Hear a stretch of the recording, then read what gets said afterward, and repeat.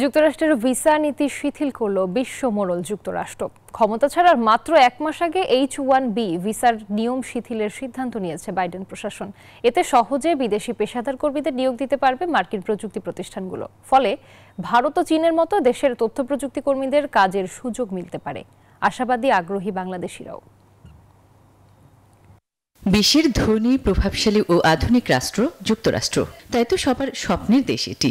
বিভিন্ন দেশের মানুষ মুখিয়ে থাকে যুক্তরাষ্ট্রে পাড়ি জমানোর জন্য।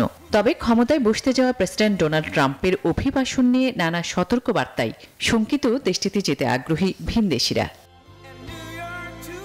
তাদের সেই শঙ্কা কিছুটা কমছে বিদায়ী প্রেসিডেন্টের মার্কিন ভিসা নিয়ে নয়া ঘোষণায়। বাইডেন প্রশাসন H-1B ভিসার নিয়ম শিথিল করার সিদ্ধান্ত নিয়েছে।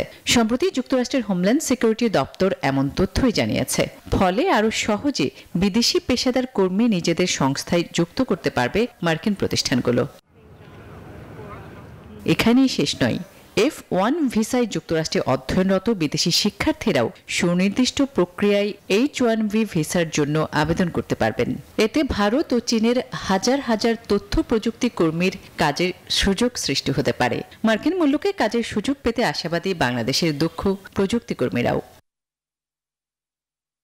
H-1 ভিসা হলো একটি অভিবাসী ভিসা। ভারত ও চীনের মতো দেশ থেকে প্রতি বছর কর্মী নিয়োগের জন্য এই ভিসার উপর নির্ভর করে মার্কিন প্রযুক্তি প্রতিষ্ঠানগুলো।